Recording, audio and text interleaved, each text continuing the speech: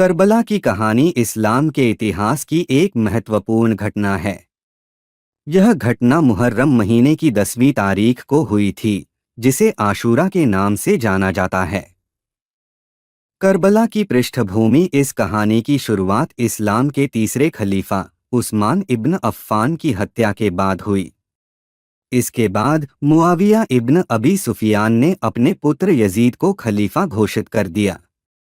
Yazid का शासन Islamic सिद्धांतों और न्याय से बहुत दूर था।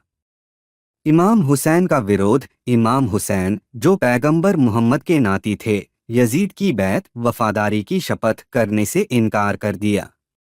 उन्होंने कहा कि यजीद का शासन इस्लाम के सिद्धांतों के खिलाफ है और एक सच्चे मुस्लिम को उसकी बैत नहीं करनी चाहिए।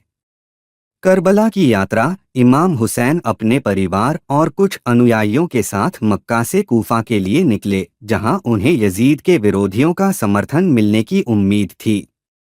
लेकिन कूफा पहुंचने से पहले ही करबला के मैदान में यजीद की सेना ने उन्हें रोक दिया। करबला की लड़ाई 10 मुहर्रम 680 ईस्वी को करबला के मैदान में एक भयंकर लड़ाई हुई।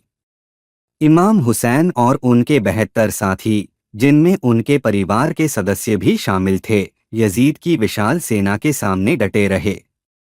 यह लड़ाई सुबह से शाम तक चली और अंत में इमाम हुसैन और उनके सभी साथियों को शहीद कर दिया गया।